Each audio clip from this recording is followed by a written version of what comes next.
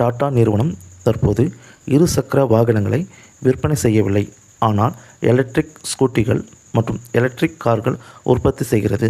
டாடா குழுவினர் நேரடியாக டாடா என்ற பெயரில் மிதிவண்டிகளை உற்பத்தி செய்யவில்லை. டாடா இன்டர்நேஷனல் லிமிடெட் நிறுவனத்தின் துணை நிறுவனமான ஸ்ட்ரைடர் என்ற பிராண்டின் கீழ் மிதிவண்டிகளை விற்பனை செய்து வருகிறது. ஸ்ட்ரைடர் அனைத்து வயதிற்கும் ஏற்றவாறு பல்வேறு வகையான மிதிவண்டிகளை வழங்குகிறது. இதில் மவுண்டன் பைக்குகள், பிரீமியம் பைக்குகள், குழந்தைகள் பைக்குகள், மின்சார பைக்குகள் மற்றும் சாலை பைக்குகள் ஆகியவை அடங்கும்.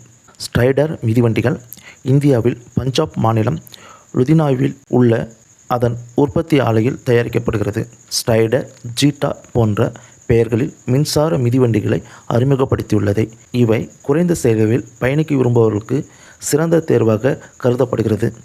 டாடா நிறுவனம் மின்சார வாகன துறையில் அதிக கவனம் செலுத்துவதால் எதிர்காலத்தில் இருசக்கர வாகனங்களும் அறிமுகப்படுத்த வாய்ப்புள்ளது.